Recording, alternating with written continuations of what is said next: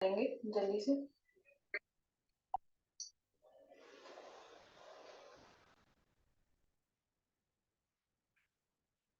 Good evening. ठीक है।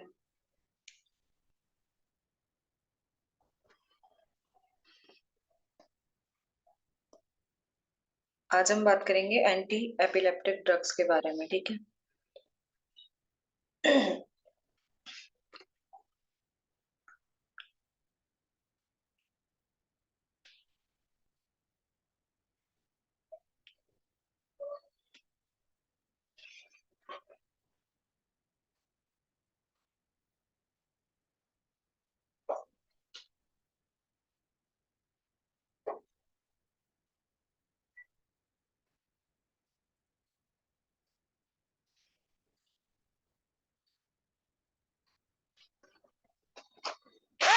तो चलो स्टार्ट करते हैं एंटी एपिलेप्टिक ड्रग्स।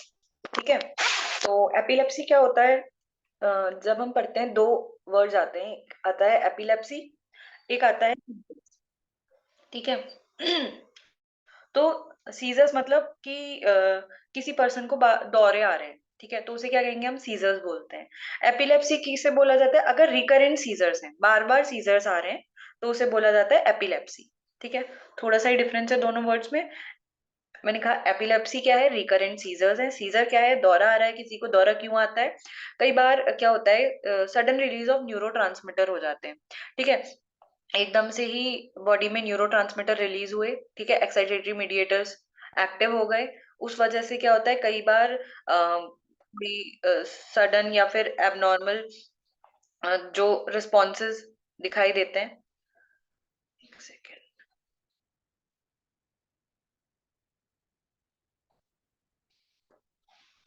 है ना?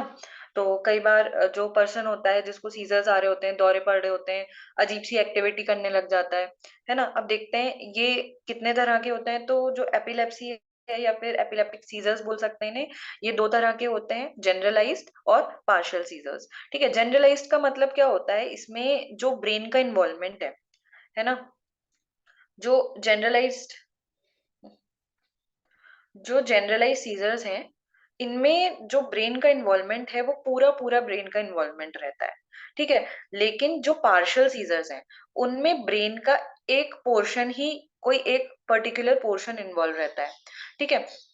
जैसे मान लिया ये ब्रेन है, ऐसा एक ऐसी सिंबॉलिक बना दे रही हूँ। ठीक है। तो अगर एपिलेप्सी, अगर हम वो करते हैं ना, ईईजी, इलेक्ट्रोएन्सेफेलोग्राम, तो अगर पूरे में इफेक्ट दिख रहा है सीजर का, तो ये क्या होता है? ये जनरलाइज सीजर कहलाते हैं। ठीक है। जबकि अगर किसी एक पोर्शन में, मान लिया इस पोर्शन में, इस पर्टिकुलर पोर्शन में जो इन्वॉल्वमेंट दिखता है सीजर्स का, उसे बोला जाता है पार्शियल सीजर्स। ठीक है। अब जो जनरलाइज सीजर्स होते हैं, ये होते हैं चार तरीके के। ठीक है। एक सेकेंड रुक जाओ, मैं चार्ज लगा दूं।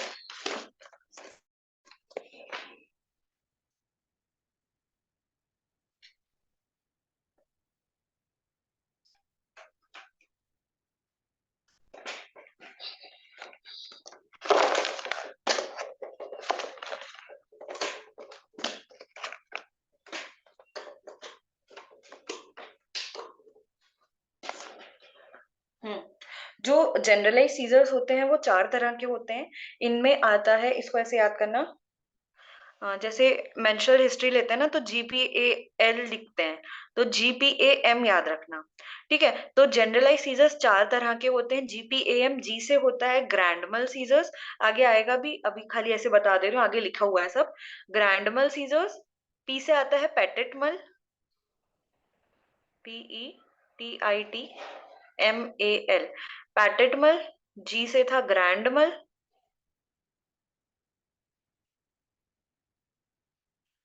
ग्रैंड मल सीजर्स, पेटेट मल सीजर, ए से एटोनिक, एम से मायोक्लोनिक। ठीक है। तो ग्रैंड मल सीजर्स जो होते हैं वो टोनिक क्लोनिक दोनों बोला जाता है, इन्हें जनरलाइज टोनिक क्लोनिक सीजर्स बोला जाता है।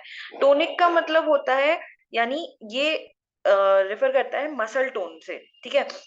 टोनिक का मतलब है जिसमें बॉडी अकड़ जा रही है, ठीक है, अकड़ जा रही है, स्पैज्म हो जा रहा है बॉडी में, तो उसे बोला जाता है टोनिक। ठीक है, क्लोनिक क्या है, अगर बॉडी में झटके आ रहे हैं, जर्की इफेक्ट दिख रहा है, तो उसे क्लोनिक बोला जाता है। ठीक है, तो जनरलाइज सीजर्स चार तरह के, ग्रैंड mal, पैटेट mal, एटोनिक और मायोक्लोनिक। ठीक है, पार्शियल सीजर्स दो तरह के होते हैं, एक होते हैं सिंपल पार्शियल सीजर्स जिसे बोला जाता है एसपीएस। ठीक है, सिंपल पार्शियल सीजर्स और कॉम्प्लेक्स पार्शियल सीजर्स। ठीक है, सिंपल पार्शियल सीजर्स में क्या होता है, जब जो पर्सन है जिसको सीजर्स आ रहे हैं, अगर उसकी कॉन्शियसनेस है अभी भी, ठीक है, पर्सन कॉन्शियस है, तो उसे क्या बोला जाता है, सिंपल पार्शियल सीजर्स बोला जाता है। अगर पर्सन कॉन्शियस नहीं है, अनकॉन्शियस हो गया, बेहोश हो गया, तो उसे बोला जाता है complex partial seizures. Partial seizures क्या थे, जिसमें जो ब्रेन का केवल एक पोर्शन ही इन्वॉल्व था। जनरलाइज सीजर्स में पूरा ब्रेन इन्वॉल्व था। ठीक है, आगे देखते हैं। देखो, सीजर्स के टाइप्स अभी हमने डिस्कस करे, क्या क्या। सीजर्स जनरलाइज्ड, देखो इसमें पूरा ब्रेन इन्वॉल्वमेंट दिखा रखा है यहाँ पे। ठीक है, फोकल या पार्शियल सीजर्स में कोई एक पोर्शन इन्वॉल्व होगा, चाहे वो इधर वाला हो सकता है, चाहे वो इधर वाला हो सकता है, चाहे ये हो सकता है। ठीक है, अब बात की हमने जनरलाइज सीजर्स चार तरह के, टोनिक या फिर जिन्हें हम क्या कह रहे थे, ग्रैंड mal सीजर्स, फिर पैटेट mal याद किया था। ठीक है, पैटेट mal सीजर्स को और क्या बोला जाता है, इनको बोला जाता है एब्सेंट सीजर्स। ठीक है, एब्सेंट सीजर्स बोला जाता है। फिर आते हैं एटोनिक और मायोक्लोनिक। ठीक है, आगे चलते हैं। अब बात आती है जनरलाइज सीजर्स, ये हमने देख लिया चार तरीके के। ठीक है, तो अब जो ग्रैंड mal सीजर है, जिसे हम क्या कह रहे हैं, जनरलाइज टोनिक क्लोनिक सीजर्स। ठीक है, जनरलाइज टोनिक क्लोनिक सीजर्स, और पैटेट mal को क्या कह रहे थे हम, एब्सेंट सीजर कह रहे थे। ठीक है, तो जो पहले बात कर लेते हैं हम एटोनिक और मायोक्लोनिक की। ठीक है, एटोनिक सीजर में क्या होता है, जो बॉडी की टोन है, ठीक है, एक प्रॉपर टोन होती है बॉडी की, उसका कंट्रोल छूट जाता है, मतलब सारी जो मसल्स होती हैं वो रिलैक्स कर जाती हैं बॉडी की। तो इसमें क्या रह जाती है, बॉडी की अच्छी से टोन नहीं रह जाती है, और हो सकता है अगर पर्सन खड़ा है, उसको एटोनिक सीजर्स आ रहे हैं, तो खड़ा नहीं रह पाएगा, गिर जाएगा। ठीक है, अगला आता है मायोक्लोनिक। मायोक्लोनिक में क्या होता है, मायो वर्ड आता है मसल से। ठीक है, क्लोनिक मैंने बताया जो जर्की मूवमेंट्स आते हैं। ठीक है, क्लोनिक मींस जर्की मूवमेंट्स।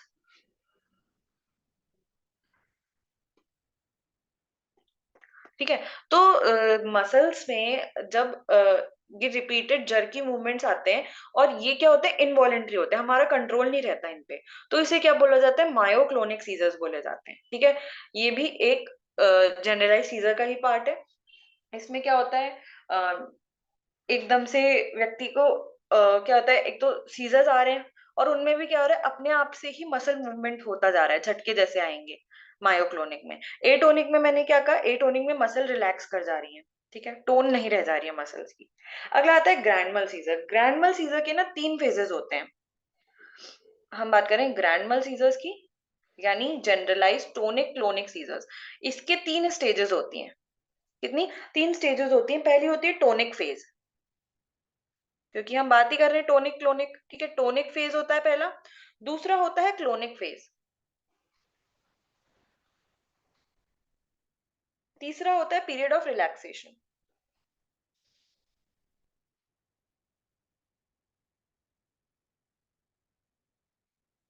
ठीक है, अब टोनिक फेज में क्या होगा, मैंने बताया टोन छूट जा रही है। ठीक है, एब्सेंस हो जा रही है टोन की। तो इसमें क्या है, सबसे पहले क्या होगी, बॉडी अकड़ जाएगी। ठीक है, जब जैसे ही ये ग्रैंड mal सीजर्स आएंगे पेशेंट को, तो उसका क्या होगा, पहले तो बॉडी अकड़ेगी। ठीक है, दूसरे में क्या हो सकता है, दूसरे में क्या होता है, उसके बाद झटके आने चालू होंगे, क्लोनिक यानी जर्की मूवमेंट आने लग जाएंगे। ठीक है, तीसरे में क्या होगा, थोड़ी देर बाद पीरियड ऑफ रिलैक्सेशन आ जाएगा।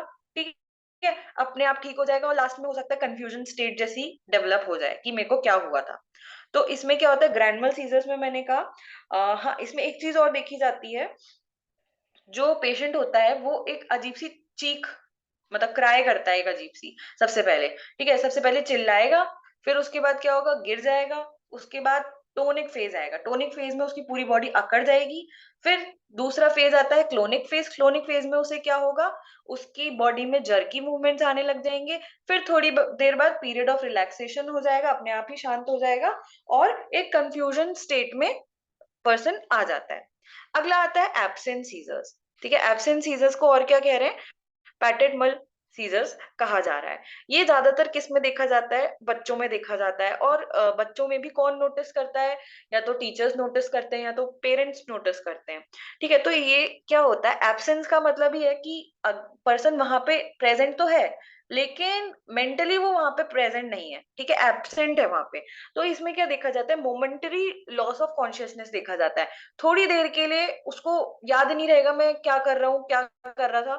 ठीक है, ऐसा मतलब बोला जाता है फ्रीज स्टैच्यू की तरह खड़ा हो जाता है। ठीक है, देखो जैसे बच्चे खेल रहे होते हैं, मानो ग्राउंड में खेल रहे हैं, अचानक से एक बच्चा खड़ा है और ना वो खेल रहा है ना कुछ रिस्पॉन्स कर रहा है, बस खड़ा है। ठीक है, देखा जा रहा है कुछ रिस्पॉन्स नहीं कर रहा है, तो उसे क्या कहते हैं हम, पैटेट सीजर कहते हैं। ठीक है, ऐसी अगर कुछ बोल रहा है, ठीक है, जैसे कुछ बोल रहा है जैसे माय नेम इज, आगे भूल जाएगा। ठीक है, तो ये कंडीशन क्या होती है, एब्सेंट सीजर्स कहलाते हैं। ठीक है, हमने देखा 4 तरह के जनरलाइज सीजर्स थे। पहला था ग्रैंड मल, दूसरा था पैटेट मल, तीसरा था एटोनिक, चौथा था मायोक्लोनिक सीजर। ठीक है, ये चीजें हमने देख ली। अब बात करते हैं पार्शियल सीजर्स की। पार्शियल सीजर्स मैंने कहा सिंपल होते हैं, जिनको हम एसपीएस बोलते हैं, simple partial seizures. Second is complex partial seizures. ठीक है, इसमें क्या है, ब्रेन का कोई एक ही पर्टिकुलर एरिया इन्वॉल्व है। ठीक है, जबकि जनरलाइज में पूरा ब्रेन इन्वॉल्वमेंट शो कर रहा था। इसको क्या बोलते हैं, फोकल भी कहा जाता है। ठीक है, इसमें क्या है, अब सिंपल में मैंने बताया, सिंपल में क्या है, कॉन्शियसनेस लूज नहीं कर रहा है पेशेंट, पेशेंट कॉन्शियस है। लेकिन कॉम्प्लेक्स पार्शियल सीजर में क्या होगा, पेशेंट अनकॉन्शियस हो जाता है, उसकी कॉन्शियसनेस लॉस हो जाती है। ठीक है,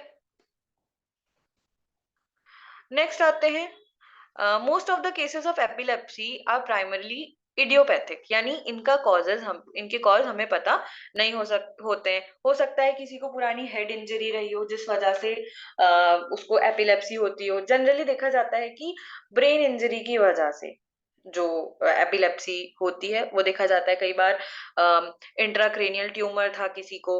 ठीक है, इंट्राक्रेनियल ट्यूमर, ट्यूबरकुलोमा है, सिस्टी सर्कोसिस जो बोलते हैं ना, दिमाग का कीड़ा, है ना, सिस्टी सर्कोसिस, सेरेब्रल इस्कीमिया। इस्कीमिया मैंने बताया था जहां भी ऑक्सीजन सप्लाई नहीं मिल रही है तो उसको इस्कीमिया कहते हैं।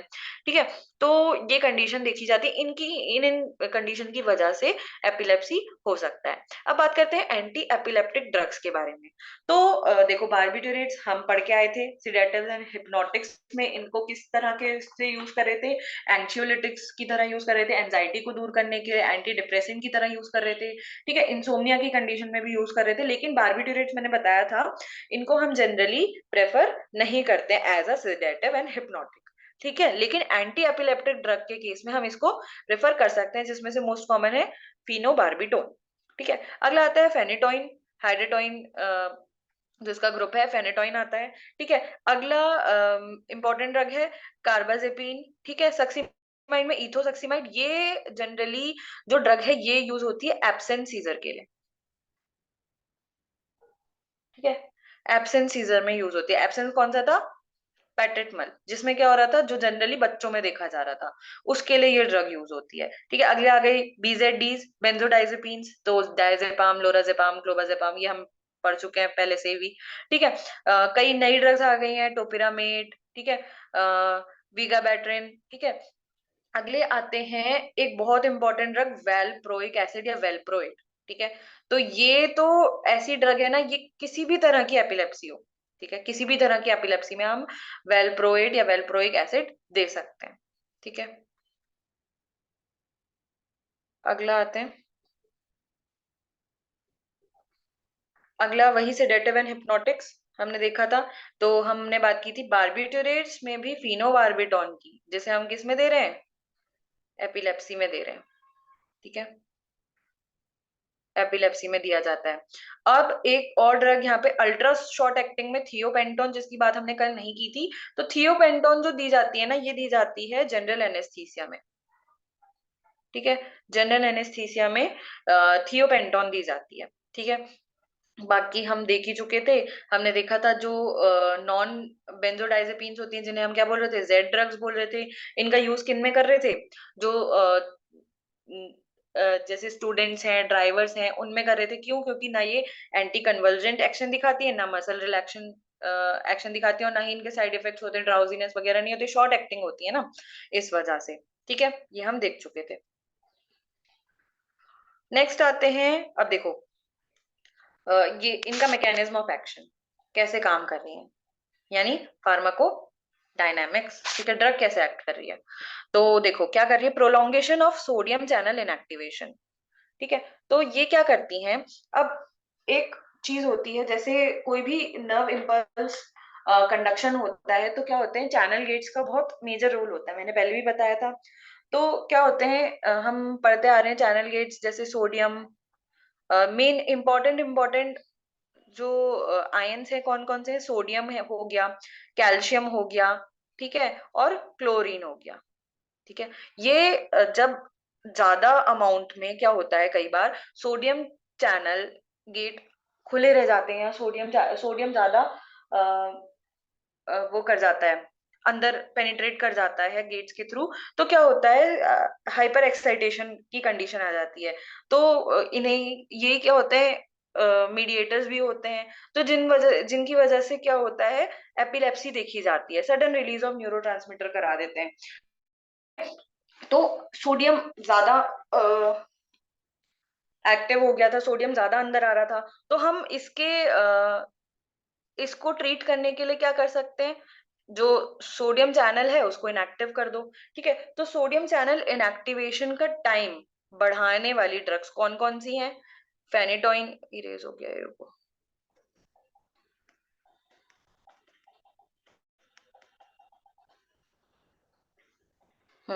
देखो फेनिटोइन, वेलप्रोइड, देखो वेलप्रोइड जो है मैंने कहा सब में यूज कर सकते हैं, वेलप्रोइड सब में आएगा, ये देखो आ रहा है सब में, तो ये हर तरीके का एक्शन दिखाता है। ठीक है, हर तरीके का एक्शन शो करता है। अब मैंने कहा कि ये क्या कर रही है, जो ड्रग है ये सोडियम को अंदर आने से रोक रही है, तो सोडियम अंदर कम आएगा, तो स्पैज्म की इंटेंसिटी क्या होगी, डिक्रीज कर जाएगी, जिस वजह से। ठीक है, अगला क्या है, inhibition of excitatory gluta glutamatergic synapse. अब देखो इसको समझाने से पहले ना एक पेज इंसर्ट करती हूँ, नहीं तो फिर समझ नहीं आएगा। दो तरह के अमीनो एसिड्स होते हैं। ठीक है, अमीनो एसिड दो तरह के होते हैं, एक होते हैं एक्साइटेटरी, एक होते हैं इनहिबिटरी।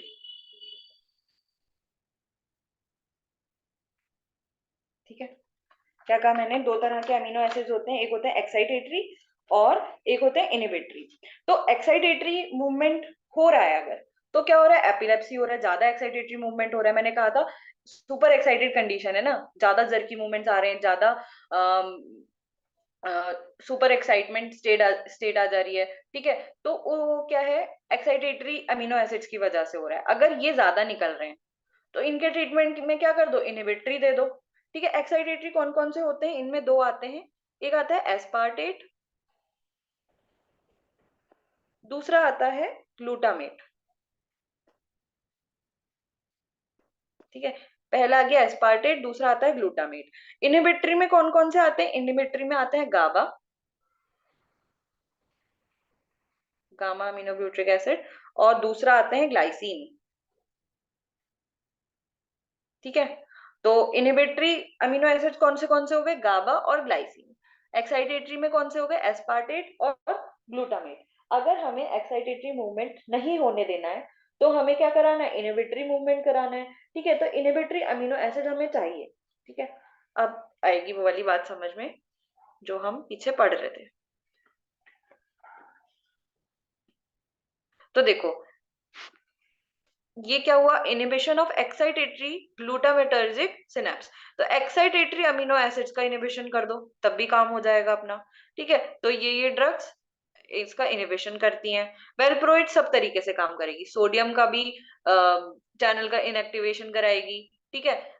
जो एक्साइटेटरी मीडिएटर्स हैं, एक्साइटेटरी अमीनो एसिड्स हैं, उनका भी इनिबिशन कराएगी। Facilitation of GABA mediated chlorine channel opening. अब देखो गाबा को तो रिलीज होना है क्योंकि ये इनिबिटरी है अमीनो एसिड्स, और जो एक्साइटेटरी थे उनका इनिबिशन तो करा रही है जो ड्रग्स। ठीक है। दूसरा क्या है, गाबा मीडिएटेड चैनल की ओपनिंग करानी है, तो ये एक मैकेनिज्म ऑफ एक्शन हो गया। अगला हो गया inhibition of T type calcium current. ये जनरली कॉज कराता है, जो कैल्शियम है ना, कैल्शियम जनरली कॉज कराता है एब्सेंट सीजर्स। ठीक है। तो जो जिनमें हमें क्या करना होता है, एब्सेंट सीजर्स को ट्रीट करना है, तो हम ये मेडिसिन देते हैं, इथॉक्सीमाइड, इथोसक्सीमाइड जो मैंने अभी पहले भी बताया। वेलप्रोइड तीनों में काम करेगी। ठीक है। अब आते हैं आगे, हमने ये चीज समझ ली। पहली ड्रग है फेनेटोइन। ठीक है। फेनेटोइन क्या है, जो मार्केट में नेम से आती है, उस वो क्या नाम है, डायलेंटिन। मार्केट या फिर ब्रांड नेम बोल सकते हैं डायलेंटिन, देखो यहाँ पे दिखा रखा है।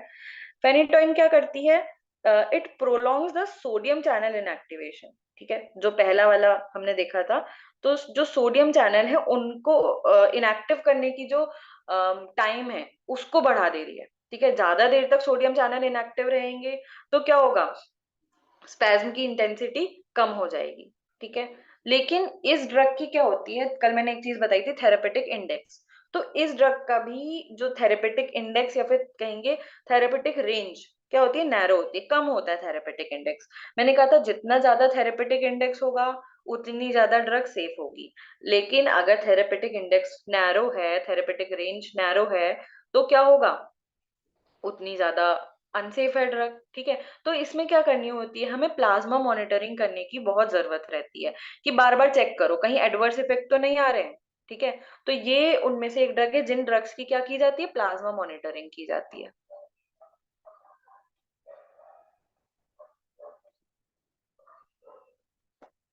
ठीक है।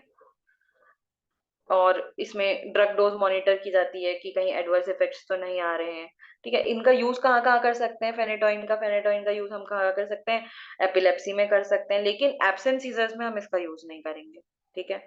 स्टेटस एपिलेप्टिकस, अगर बार बार बहुत ज्यादा सीजर्स आ रहे हैं उसमें यूज कर सकते हैं। ठीक है। नर्व पेन में भी इसको यूज किया जाता है। अब आते हैं, अगली बात करते हैं इसके जो साइड इफेक्ट्स हैं। ठीक है। एडवर्स इफेक्ट्स फेनेटोइन के, तो हॉट मलाइका से याद कर लेना। ठीक है। तो एच से हर्सिट्यूज, हर्सिट्यूज में क्या होता है, फीमेल्स में अगर फेशियल हेयर्स आने लग जाता है, फेशियल हेयर ग्रोथ होने लग जाती है, उसे क्या कहा जाता है, हर्सिटिज्म कहा जाता है। ठीक है। अगला है हाइपरट्रॉफी ऑफ गम्स। कई बार क्या होता है, जो मसूड़े होते हैं ना, गम्स होते हैं, वो ज्यादा अमाउंट में मतलब दिखने लग जाते हैं। ये पिक्चर मैं शेयर करूंगी। जैसे मान लिया ये टीथ है, ऐसे करके गम्स कैसे होते हैं, नॉर्मली ऐसे लगे रहते हैं ना, ये ऐसे लगे रहते हैं। तो इस कंडीशन में क्या होता है, ये गम्स की ओवर ग्रोथ हो जाती है, हाइपरट्रॉफी हो जाता है, ऐसे आ जाते हैं गम्स पूरे। ठीक है। तो इसे बोलते हैं हाइपरट्रॉफी ऑफ गम्स। हर्सिटिज्म हमने देख लिया, फेशियल हेयर ग्रोथ होने लग जाती है। अगला आता है ऑस्टियोमलेशिया। ऑस्टियोमलेशिया क्या होता है, बोन सॉफ्ट होने लग जाती है, बोन सॉफ्टनिंग होने लग जाती है। टेरेटोजेनेसिटी होता है कि जैसे कोई फीमेल है वो प्रेग्नेंट है, तो अगर उसने ये ड्रग ली तो उसमें क्या हो सकता है, उसके बच्चे को दिक्कत आ सकती है, उसमें कुछ डिफॉर्मिटी हो सकती है, उसे क्या कहते हैं, टेराटोजेनिक इफेक्ट बोला जाता है। अगला है मेगालोब्लास्टिक एनीमिया। ये किसकी वजह से और किसकी वजह से होता है, विटामिन B12 की डेफिशिएंसी से देखा जाता है। ठीक है। अगला है एटेक्सिया। एटेक्सिक एक गेट भी होता है, चलने फिरने में प्रॉब्लम हो सकती है। निस्टेगमस, इसे बोला जाता है इनवॉलेंट्री आई मूवमेंट, अपने आप ही आई मूवमेंट होता रहेगा, हम कंट्रोल नहीं कर पाएंगे। ठीक है। अगला क्या हो सकता है, एल से लिम्फेडिनोपैथी हो सकती है। ठीक है। आई से इनहिबिट्स इंसुलिन रिलीज। ठीक है। इंसुलिन कम हो जाएगा तो क्या हो जाएगा, हाइपरग्लाइसीमिया वाली कंडीशन आ जाएगी। ठीक है। विटामिन के डेफिशिएंसी हो सकती है, एरिथमिया हो सकता है। तो ये हमने देखे एडवर्स इफेक्ट्स ऑफ फेनेटोइन। ठीक है। और भी कई एडवर्स इफेक्ट्स होते हैं। ठीक है। ये जो मेन मेन थे, कई बार जो स्किन का कलर होता है वो ब्राउनिश देखा जाता है। ठीक है। जो B12 की मेटाबॉलिज्म है वो इफेक्ट हो जाती है, तभी तो मेगालोब्लास्टिक एनीमिया हो रहा है। ठीक है। आगे चलते हैं। अगला आता है वेलप्रोइड। ठीक है। हमारा स्टार ड्रग, जो सब चीज में यूज हो रहा है, broad spectrum anti convergent action है इसका, ठीक है। तो ये क्या है, ड्रग ऑफ चॉइस है किसकी, एब्सेंट सीजर्स की। वेलप्रोइड भी है लेकिन इथोसेक्सिमाइड भी है। इथोसेक्सिमाइड किसके लिए यूज हो रहा है, वो सिर्फ और सिर्फ एब्सेंट सीजर के लिए यूज हो रहा है, ठीक है। Very common use as alternative to lithium, ठीक है। लिथियम का अल्टरनेटिव के फॉर्म में हम क्या यूज करते हैं, वेलप्रोइड को दिया जाता है, ठीक है। अब ये एक्ट कैसे करता है हमने देख लिया, तीन मैकेनिज्म थे, क्या क्या हमने देखा, ये कर रहा था, एक तो कैल्शियम मीडिएटेड टी करंट को रोक रहा था, ठीक है, कैल्शियम वाले चैनल गेट्स को रोक रहा था, उनका इनिबिशन करा रहा था। दूसरा गाबा को गाबा को रिलीज करा रहा था, ठीक है। अगला blockage of MD glutamate receptors, मतलब कि जो एक्साइटेटरी रिसेप्टर्स थे, ठीक है, उनको इनहिबिट करने का भी काम कर रहा था, ठीक है। ये तीनों एक्शंस हम देख चुके थे। अगला आते हैं इथोसेक्सिमाइड। इथोसेक्सिमाइड हमने देखा किस लिए यूज हो रहा था, एब्सेंट सीजर में यूज हो रहा था। ये किस पे एक्ट करता है, ये कैल्शियम करंट को इनहिबिट करने का काम करता है। जो कैल्शियम चैनल गेट्स के थ्रू कैल्शियम एंटर कर रहा था सेल्स में, उसको इनहिबिट कर देगा, ठीक है। और ये गाबा पे कोई एक्शन नहीं दिखाता है, ठीक है। और इसका यूज हम किस में कर रहे हैं, एब्सेंट सीजर्स में कर रहे हैं। अब देखो ट्रीटमेंट ऑफ एपिलेप्सी, इसके कुछ रूल्स हैं, ये जो यहाँ बता रखे हैं ये रूल्स बता रखे हैं। रूल्स क्या है, अब देखो कोई भी ड्रग होती है, जब मैंने ड्रग रूट्स ऑफ एडमिनिस्ट्रेशन भी बताया था, तब मैंने पढ़ाया था कि जो भी रूट से हमें ड्रग देनी है वो दो चीजों पे डिपेंड करती है, एक पेशेंट की कंडीशन पे, दूसरा ड्रग के फॉर्म पे, ठीक है। मतलब ड्रग पे खुद भी डिपेंड करेगी। पेशेंट की फॉर्म में, पेशेंट की कंडीशन में कैसे हो सकता है, पेशेंट अनकॉन्शियस हो, ओरली नहीं ले सकता हो मेडिसिन, हो सकता है पेशेंट को कड़वी मेडिसिन नहीं खानी हो तो उसको हम दूसरे फॉर्म में दे सकते हैं, ठीक है। हो सकता है पेशेंट की इमरजेंसी कंडीशन है तो हम ओरली मेडिसिन नहीं देंगे। अब ड्रग पे कैसे डिपेंड करता है, ड्रग पे डिपेंड करता है कि अगर कोई ऐसी ड्रग है जिसका फर्स्ट पास मेटाबॉलिज्म ज्यादा है तो उस कंडीशन में हम नहीं देंगे, ठीक है। उस कंडीशन में हम ओरली नहीं देंगे। उस ड्रग को किस में प्रेफर किया जाता है, अदर रूट से। जैसे मैंने बताया था इंसुलिन, इंसुलिन को कभी भी ओरली नहीं दिया जाता है, राइट। तो उसको हम किस फॉर्म में देते हैं, उसको सबक्यूटेनियसली देते हैं, ठीक है। मैंने बताया था स्किन को पिंच करके वो इमेज भी अटैच की थी। तो ऐसे ही जो सीजर्स की या फिर एपिलेप्सी की जो ट्रीटमेंट होता है वो भी पेशेंट की नीड पे डिपेंड करता है और सीजर के टाइप पे डिपेंड करता है कि कौन सा सीजर है। एब्सेंट सीजर होगा तो हम क्या देंगे, इथोसक्सिमाइड देंगे या वेलप्रोइड देंगे, ठीक है। तो उस कंडीशन पे डिपेंड करता है कि सीजर किस टाइप का है, दूसरा पेशेंट की कंडीशन कैसी है या पेशेंट को किस चीज की नीड है, ठीक है। अगला, अगर किसी कंडीशन में मोनोथेरेपी फेल हो जाती है, ठीक है, मोनोथेरेपी फेल हो जाती है यानी अगर हम एक ड्रग दे रहे हैं उससे कोई इफेक्ट नहीं आ रहा है, तब हम कॉम्बिनेशन का यूज करेंगे, ठीक है। अगला क्या है, जो हमारी जो हम ड्रग का रेजिमेन यूज कर रहे हैं उसको जितना सिंपल हो सके, जितना सिंप्लीफाई हो सके उतना सिंपल फॉर्म में हमें यूज करना चाहिए। हमें ऐसा नहीं करना चाहिए कि एक ही डिजीज को क्योर करने के अलग अलग टाइप की मेडिसिन देगी, कि बारबिट्यूरेट्स भी दे दिया है, बेंजोडाइजेपिन्स भी दे दिए हैं और वेलप्रोइड भी दे दिया है, ऐसा नहीं करना है, ठीक है। जितना सिंपल हो सके उतना सिंपल रेजिमेंट को रखना चाहिए, ठीक है। ऐसी होता था ना पहले टीबी का ट्रीटमेंट, कोई भी मेडिसिन दे दी जाती थी, लेकिन बाद में क्या आया, एनटीसीपी के बाद जो आया एक प्रॉपर डॉट्स प्रोग्राम भी आया, है ना। तो टीबी के ट्रीटमेंट में भी एक पर्टिकुलर HREZ रेजिमेन आया टीबी का भी। तो वो एक सिंपल फॉर्म था मेडिसिन देने का, है ना। तो हमें जितना हो सके, जितना पॉसिबल हो, ट्रीटमेंट को सिंपल रखना है, ठीक है। अगला क्या है, all drug withdrawal should be gradual, ठीक है। जो भी हमें ड्रग का विड्रॉल कराना है वो धीरे धीरे स्लोली स्लोली कराना है। क्यों, क्योंकि एकदम से स्टॉप करने पे विड्रॉल सिम्टम्स आ सकते हैं, ठीक है। अगला क्या है, seizure episode does not require any drug treatment. हाँ, जब अगर सीजर आ रहे हैं, ठीक है, जिस टाइम पे पेशेंट को सीजर आ रहे हैं उस टाइम पे हमें कोई ड्रग ट्रीटमेंट नहीं देना है, ठीक है। जब अटैक आ रहे हैं, जब टोनिक क्लोनिक सीजर आ रहे हैं तो हमें तब मेडिसिन नहीं देनी है। तब हमें क्या करना है, तब हमें उसे उसका बचाव करना है, उस टाइम हमें प्रिवेंशन करना है, ना कि ट्रीटमेंट। उस टाइम पे ये नहीं कि पानी लाओ उसको दवाई दो, ले ही नहीं पाएगा। उस टाइम हमें उसको इंजरी से बचाना है, कहीं ये खुद को हार्म ना कर ले। ठीक है, कई बार एपिलेप्सी में खड़े खड़े गिर जाते हैं, सर में चोट आ सकती है, कहीं और चोट आ सकती है, तो उसको बचाने की जरूरत होती है हमें उस टाइम पे। ठीक है, अब ये देखो, टाइप ऑफ सीजर के अकॉर्डिंग मेडिसिन बता रखी है, फर्स्ट लाइन ड्रग क्या देंगे, ठीक है, ऑल्टरनेटिव में क्या देंगे। अब देखो, सब में कुछ नहीं आता ना, वेलप्रोएट लिख दो। देखो, वेलप्रोएट इधर भी है, वेलप्रोएट इधर भी है, वेलप्रोएट वेलप्रोएट वेलप्रोएट। ठीक है, देखो पार्शियल सीजर में कौन कौन से आते हैं, सिंपल पार्शियल सीजर्स और कॉम्प्लेक्स पार्शियल सीजर्स। तो इनमें क्या देंगे, वेलप्रोएट दे दो, सबसे अच्छा, इजी याद कर लो। ठीक है, कार्बाजेपिन भी याद कर सकते हो। ठीक है, ऑल्टरनेटिव एड ऑन ड्रग्स, अगर इन ड्रग्स से भी ट्रीट नहीं होता है, इन 4 ड्रग्स से भी ट्रीट नहीं होता है, तब हम ऐड कर सकते हैं। ठीक है, गाबापेंटिन याद कर लो उसमें। फिर और ज्यादा एड ऑन ड्रग्स, अगर इनसे भी ट्रीट नहीं हो रहा है इनको ऐड करने के बाद, तब जाके हम इन ड्रग्स पे जाएंगे। ऐसी सेम इधर भी है, टोनिक क्लोनिक सीजर्स हैं। ठीक है, जिन्हें हम क्या कहते थे, ग्रैंडमल सीजर्स कह रहे थे। वेलप्रोइड दो, सबसे पहले ट्रीट नहीं होता है, क्लोबाजेम ऐड करो, फेनिटोइन ऐड करो, इनसे भी ट्रीट नहीं होता है, फिर आ जाओ टोपिरामेट ऐड कर लो, फिनोबार्बिटोन ऐड कर लो।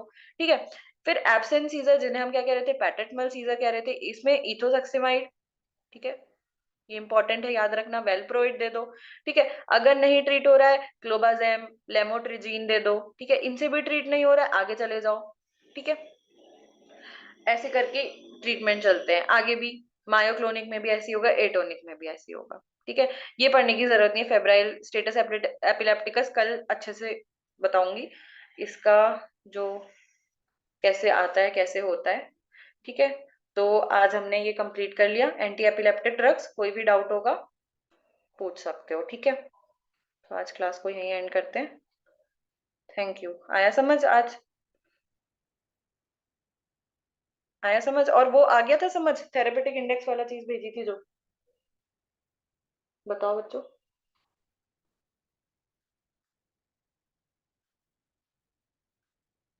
आ गया था ना?